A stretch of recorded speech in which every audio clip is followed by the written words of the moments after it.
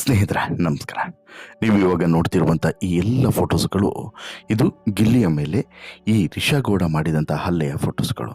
ಹೌದು, ರಿಷಾ ಮೇಲೆ ಈಗ ಗಿಲ್ಲಿ ಹಲ್ಲೆ ಮಾಡಿದ್ದಾನೆ ಎನ್ನುವಂತಹ ಗಂಭೀರವಾದಂಥ ಆರೋಪ ಮತ್ತು ಅದಕ್ಕೆ ಸೂಕ್ತವಾದಂಥ ಸಾಕ್ಷಿಗಳು ಕೂಡ ಲಭ್ಯವಾಗಿದೆ.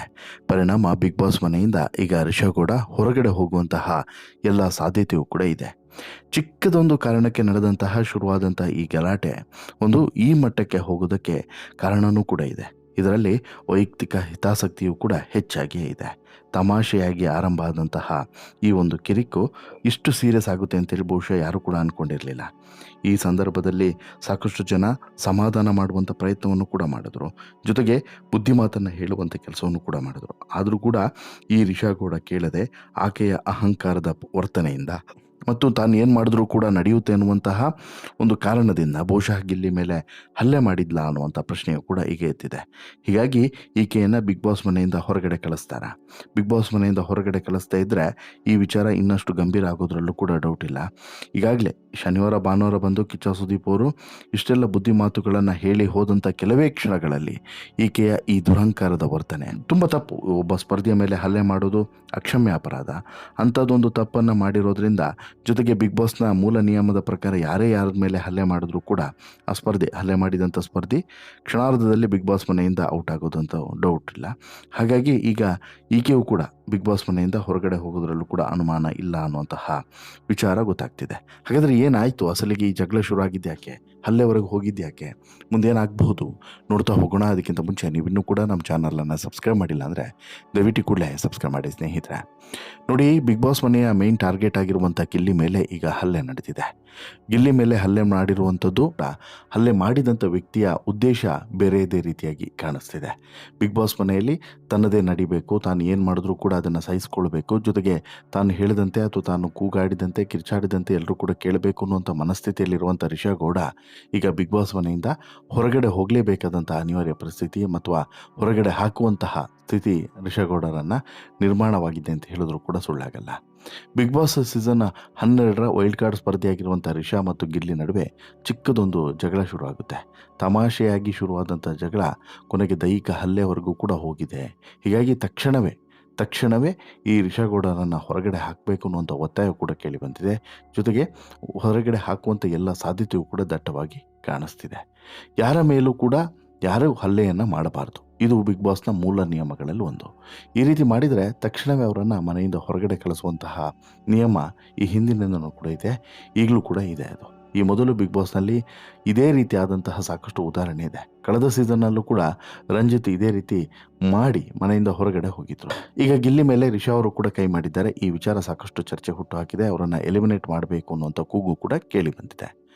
ರಿಷಾ ಅವರ ಬಳಿ ಬಕೆಟ್ ಕೊಡುವಂತೆ ಗಿಲ್ಲಿ ಅವರು ಬಾತ್ರೂಮ್ನಲ್ಲಿ ಮನವಿಯನ್ನು ಮಾಡ್ತಾರೆ. ರಿಷಾ ಇದಕ್ಕೆ ಬಗ್ಗಲಿಲ್ಲ. ಸಾಕಷ್ಟು ಸಮಯಗಳ ಕಾಲ ಗಿಲ್ಲಿ ಕೇಳ್ತಾರೆ, ಬಕೆಟ್ ಕೊಡು ರಿಷಾ ಅಂತ ಹೇಳ್ಬಿಟ್ಟು. ಬಟ್ ಗಿಲ್ಲಿಗೆ ಬಕೆಟನ್ನು ಕೊಡೋದಕ್ಕೆ ರಿಷಾ ಮುಂದಾಗಲಿಲ್ಲ. ಬೇಕು ಅಂತಲೇ ಬಾತ್ರೂಮ್ ಒಳಗಡೆ ಬಾಗಿಲಾಕೊಂಡು ನಾಟಕವನ್ನು ಮಾಡ್ತಾ ಇರ್ತಾರೆ. ಈ ಸಂದರ್ಭದಲ್ಲಿ ರೊಚ್ಚಿಗೆದ್ದಂತಹ ಗಿಲ್ಲಿ ಹೇಳ್ತಾರೆ, ವಾರ್ನಿಂಗನ್ನು ಕೂಡ ಕೊಡ್ತಾರೆ. ನೀನು ಬಕೆಟನ್ನು ಕೊಡದೇ ಇದ್ದರೆ ಏನು ಮಾಡಬೇಕು ನನಗೆ ಗೊತ್ತು ಅನ್ನುವಂತಹ ವಿಚಾರವನ್ನು ಕೂಡ ಹೇಳ್ತಾರೆ. ರಿಷಾ ಅವರ ಎಲ್ಲ ಬಟ್ಟೆಯನ್ನು ತಂದು ಬಾತ್ರೂಮ್ನ ಹೊರಭಾಗದಲ್ಲಿರುವಂಥ ನೆಲದ ಮೇಲೆ ಹಾಕ್ತಾರೆ ಗಿಲ್ಲಿ. ಇದು ರಿಷಾ ಕೋಪಕ್ಕೆ ಕಾರಣ ಆಗಿದೆ. ಹೊರಗಡೆ ಬಂದಂತಹ ರಿಷಾ ಈ ಎಲ್ಲ ಸೀನನ್ನು ಕೂಡ ನೋಡ್ತಾ ಕಿರುಚ್ತಾ ಕೂಗ್ತಾ ಬರ್ತಾರೆ. ಗಿಲ್ಲಿಗೆ ಹೊಡೆದೇ ಬಿಡ್ತಾರೆ. ಒಂದು ಹಂತದಲ್ಲಿ ಒಂದು ಪೆಟ್ಟನ್ನು ಗಿಲ್ಲಿಗೆ ಹೊಡೆದೇ ಬಿಡ್ತಾರೆ. ಇಷ್ಟಕ್ಕೆ ರಿಷಾ ಸುಮ್ಮನಾಗಲ್ಲ. ರಿಷಾ ಅವರು ಕೂಡ ಗಿಲ್ಲಿ ಮೇಲೆ ಹಲ್ಲೆ ಮಾಡಿ ಕೂಗಾಡಿ ಗಿಲ್ಲಿಯ ಬಟ್ಟೆಗಳನ್ನೆಲ್ಲ ಎತ್ತಿ ಬಿಸಾಕಿ ಸೂಟ್ಕೇಸ್ಗಳಿಗೆ ಒದ್ದು ಆ ಬಳಿಕ ಗಿಲ್ಲಿಯನ್ನು ಕೂಡ ತಳ್ಳಿದ್ದಾರೆ. ಮತ್ತೆ ದೈಹಿಕವಾಗಿ ಹಲ್ಲೆ ಮಾಡೋದಕ್ಕೆ ಮುಂದಾಗಿದ್ದಾರೆ. ರಿಷಾ ಇಲ್ಲಿ ಗಿಲ್ಲಿ ಮೇಲೆ ಹಲ್ಲೆ ಮಾಡುವಂಥ ಸಂದರ್ಭದಲ್ಲಿ ಅಥವಾ ಮಾಡಲಿಕ್ಕೆ ಮುಂದಾದಂಥ ಸಂದರ್ಭದಲ್ಲಿ ಅಲ್ಲಿದ್ದಂತಹ ರಕ್ಷಿತಾ ಶೆಟ್ಟಿ ಇಲ್ಲಿ ರಿಷಾಳನ್ನು ಸಮಾಧಾನ ಮಾಡುವಂಥ ಕೆಲಸವನ್ನು ಕೂಡ ಮಾಡಿದ್ದಾರೆ. ಇಲ್ಲ, ಹೊಡಿಬೇಡಿ, ಮೈ ಮುಟ್ಟಬೇಡಿ, ತಪ್ಪಾಗ್ತದೆ ಅನ್ನುವಂಥ ವಿಚಾರವನ್ನು ಕೂಡ ಹೇಳ್ತಾರೆ. ಆದರೆ ರಿಷಾಗೆ ತನ್ನ ಕೋಪದ ಮೇಲೆ ಕಂಟ್ರೋಲೇ ಇರಲಿಲ್ಲ, ತನ್ನ ನಡವಳಿಕೆ ಮೇಲೆ ಕಂಟ್ರೋಲೇ ಇರಲಿಲ್ಲ. ಸಿಕ್ಕಾಪಟ್ಟೆ ಕಿರ್ಚಾಡಿ ಕೂಗಾಡಿ ರಾಮಾಯಣವನ್ನು ಕೂಡ ಮಾಡಿ ಹಾಕ್ತಾರೆ. ಅದಾದ ಬಳಿಕ ಗಿಲ್ಲಿಯ ಮೇಲೆ ಒಂದು ರೀತಿಯಲ್ಲಿ ತಮ್ಮ ಆಕ್ರೋಶವನ್ನು ಕೂಡ ತೀರಿಸಿಕೊಳ್ಳುವಂಥ ಪ್ರಯತ್ನವನ್ನು ಮಾಡ್ತಾರೆ. ಇದು ಆಗ್ತಿದ್ದಂತೆ ಒಂದು ಸೈರನ್ ಅಥವಾ ಒಂದು ವಾರ್ನಿಂಗ್ ಬರಬೇಕಾಗಿತ್ತು.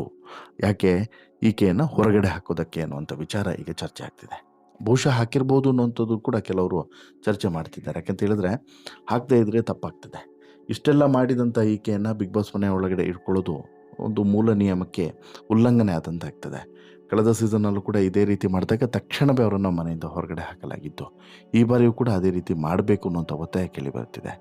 ಇನ್ನು ರಿಷಾ ಗೋಳನ್ನು ಹೊರಗಡೆ ಹಾಕೋದು ಬಹುತೇಕ ಎಲ್ಲ ಸ್ಪರ್ಧಿಗಳಿಗೂ ಮತ್ತು ಎಲ್ಲ ವೀಕ್ಷಕರಿಗೂ ಕೂಡ ಈಗ ಇರುವಂತಹ ಅಭಿಪ್ರಾಯ.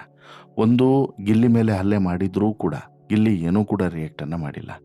ಇನ್ಫ್ಯಾಕ್ಟು ಗಿಲ್ಲಿಗೆ ಪಟ ಪಟ ಪಟ ಅಂತೇಳಿ ಹತ್ತಿರ ಹೋಗಿ ಹೊಡಿಲಿಕ್ಕೂ ಕೂಡ ಮುಂದಾಗ್ತಾರೆ. ಆ ಸಂದರ್ಭದಲ್ಲೂ ಕೂಡ ಗಿಲ್ಲಿ ಏನೂ ಕೂಡ ರಿಯಾಕ್ಟನ್ನು ಮಾಡೋದಿಲ್ಲ. ಕೂಲ್ ಆ್ಯಂಡ್ ಕಾಮ್ ಆಗಿ ಇರ್ತಾನೆ. ಹಾಗಾಗಿ ಗಿಲ್ಲಿಯ ಈ ವರ್ತನೆ ಸಹಜವಾಗಿ ಎಲ್ರಿಗೂ ಕೂಡ ಇಷ್ಟ ಆಗ್ತದೆ. ಯಾಕಂತ ಹೇಳಿದ್ರೆ ಇಷ್ಟೆಲ್ಲ ಆಗ್ತಿದ್ರು ಕೂಡ ಗಿಲ್ಲಿ ಕೂಲಾಗೇ ಇದ್ದಾನೆ. ಇಡೀ ಒಂದು ವಿಚಾರವನ್ನು ತುಂಬ ಲೈಟಾಗಿ ತೆಗೆದುಕೊಂಡಿದ್ದಾನೆ. ಎಲ್ಲೂ ಕೂಡ ಗಿಲ್ಲಿಯೂ ಕೂಡ ಅಗ್ರೆಸಿವ್ ಆಗಿದ್ದಿದ್ದರೆ ಬಹುಶಃ ಇದು ಇನ್ನಷ್ಟು ತಾರಕಕ್ಕೆ ಹೋಗ್ತಿತ್ತು. ಬಟ್ಟು ಇಲ್ಲಿ ಗಿಲ್ಲಿ ಮಾಡಿದ್ದು ಸರಿನಾ ಅಂತೇಳಿ ಕೂಡ ಈಗ ಕೆಲವೊಂದಷ್ಟು ಪ್ರಶ್ನೆಗಳು ಬರುತ್ತೆ. ಗಿಲ್ಲಿ ಮಾಡಿದ್ದು ಸರಿಯಲ್ಲ ಅಂತೇಳಿ ಹೇಳಿದ್ರು ಕೂಡ ತಪ್ಪು ಕೂಡ ಅಲ್ಲ ಅನ್ನೋದನ್ನು ನಾವು ಗಮನಿಸ್ಬೇಕು. ಯಾಕಂತ ಹೇಳಿದ್ರೆ ಗಿಲ್ಲಿ ಸಾಕಷ್ಟು ಸಲ ಕೇಳಿದ್ದಾನೆ, ಬಕೆಟ್ ಕೊಡು ರಿಷಾ ಅಂತೇಳಿ. ಬಹುಶಃ ಅಲ್ಲಿ ಎಕ್ಸ್ಟ್ರಾ ಬಕೆಟ್ ಇತ್ತು ಅಂತೇಳಿ ಅನಿಸುತ್ತೆ, ಆ ಬಕೆಟನ್ನು ಕೇಳಿದ್ದಾನೆ. ಆ ಸಂದರ್ಭದಲ್ಲಿ ಗಿಲ್ಲಿ ಜೊತೆಗೆ ಸೂರಜ್ ಕೂಡ ಕಾಯ್ತಾ ಕೂತಿರ್ತಾರೆ. ಅಲ್ಲಿ ಇಬ್ಬರು ಕೂಡ ಕಾಯ್ತಾ ಇರ್ತಾರೆ ಸ್ನಾನಕ್ಕೆ ಹೋಗೋದಕ್ಕೆ. ಬಟ್ ಇವರಿಗೆ ಸ್ನಾನಕ್ಕೆ ಹೋಗೋದಕ್ಕೆ ಬಕೆಟ್ ಇರೋದಿಲ್ಲ, ಸೊ ದಟ್ ಕಾಯ್ತಾ ಇರ್ತಾರೆ. ಇಲ್ಲಿ ಎಲ್ಲ ರೂಮ್ಗೂ ಎಲ್ಲ ಬಾತ್ರೂಮ್ಗೂ ಕೂಡ ಈಗ ಒಂದೊಂದು ಬಕೆಟನ್ನು ಇಟ್ಟಿರ್ತಾರೆ. ಬಹುಶಃ 2 ಬಕೆಟನ್ನು ರಿಷಾ ತೆಗೆದುಕೊಂಡು ಹೋಗಿದ್ಲೇನೋ ಗೊತ್ತಿಲ್ಲ.